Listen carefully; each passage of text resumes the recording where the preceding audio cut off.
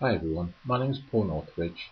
I was born with spina bifida and in 1972, and basically to give you just a little bit of insight about spina bifida people, they normally have defects on their spine, of course, and I had a defect in my spine. It was about a hole in my back, and it was about 2 pence piece size. And when I was first born, obviously with the hole in the back, I was losing a lot of blood, and they had to operate on me quite fast and stop the bleeding. I was fine for that period of time. However, days afterwards, they had seen that my head was swelling from hydrocephalus, which again is a common thing with the people.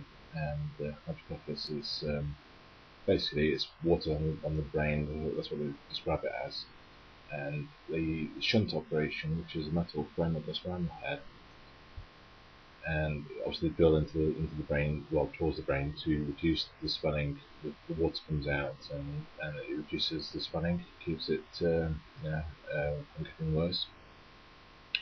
So they decided, my parents and doctors decided that I was going to have the shunt operation. And so my parents, well, my mum especially being Catholic, wanted me baptised before the operation. So the day before the operation was due, I had been baptised. Anyway, after being baptised, overnight, funny enough, my head started to get better. The swelling was going down, so much so that my dad rang the hospital the day after, in the morning, to see how his son's going on, and will he have the operation and things like that. That the staff said no, he doesn't need the operation. He's actually improving. So I don't know if it was some kind of a look or if it's miraculous. I don't know. I never wanted to look into it too deeply, but I do feel that there was something happening, and I felt quite lucky anyway from that anyway. Anyway, so going ahead now a few more years, when I got to 14 years of age, I had basically one leg shorter than the other due to spinal bifida. My right leg was paralysed. It is paralysed from the from knee down. So my right leg wasn't growing as fast as the left leg. So what they did, they decided to, my doctor again and my parents decided to operate on me again with a thing called a Verona operation. The Verona operation at 14 years of age was quite a daunting thing. It never had been done to people with spinal bifida in Great Britain. I think it only had been done with polio people that had polio.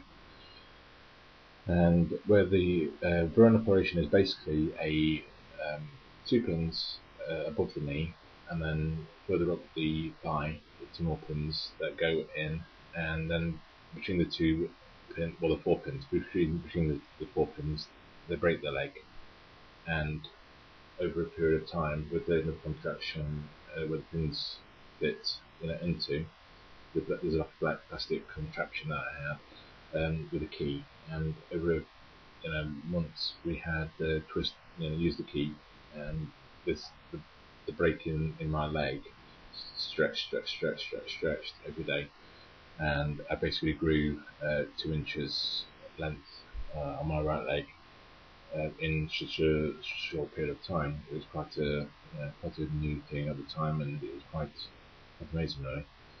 But anyway, so going back, when I had that fitted, I was in the operating theatre, operating, for Mr. Newton, and I had a muscle relaxant intravenously done. Then I had the anaesthetic put in, and as I'm lying on the bed, I felt very, very strange, more strange than usual. I mean, anaesthetic does make you feel strange, of course, but I felt really, really strange, and I felt ill, to be frank. And I looked at my hands, and my hands were swollen, twice as big as usual, and red.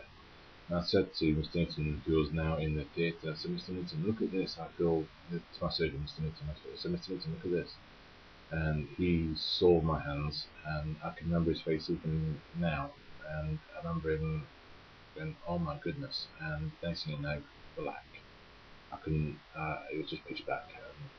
But then, moments or seconds, I don't know, it just felt like time went into non-existence. That's what I can describe it as. But yeah, from black, I actually then saw myself below. And when I saw myself below, I thought this is very dreamy, very surreal. I thought, ooh, I'm actually, I'm in a dream world, and just go with it basically, as you do with dreams. And so I'm looking down at myself, and I'm seeing Mr. Newton and other staff trying to resuscitate myself. I thought it was a bit scary. Yeah, I wasn't liking it, of course. So, and as I'm looking at myself, I'm feeling presence around me. Some people or spirits. I can't really describe them how they were, but it was very warm, very loving, very calm. I would say not by speech or anything like that, but saying like, come away from there. You don't want to see that. So I went away from seeing myself down there and came away with them, and then they took me towards like a live review.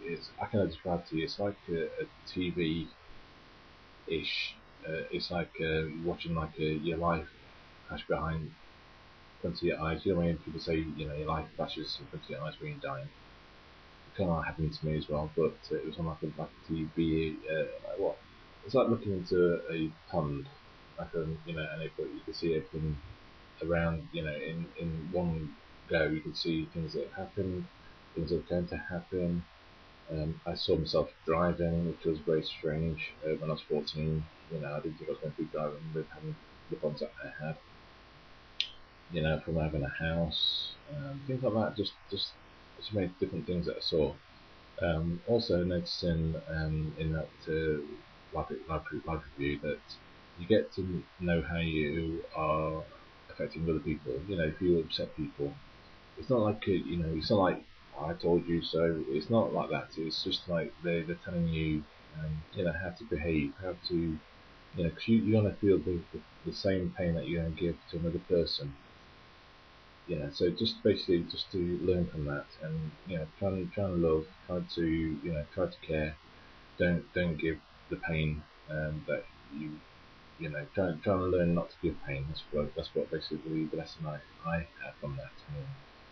So that's why I'm the person I am. Try not to do that to people. Try and obviously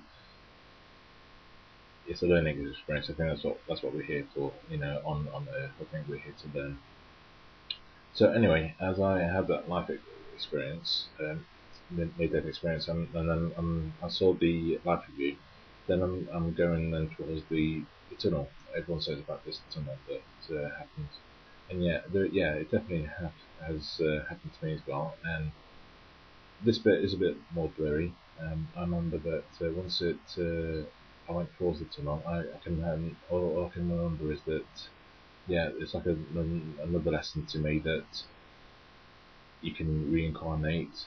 There's a chance to go back to your body now, and then you can actually learn more in that period of your time. Alternatively, you can die, but then come back as somebody else. There's also a part of me that believes that a part of the body, the part of the soul, can stay also in this lovely place. Because I don't really fear death from that experience now.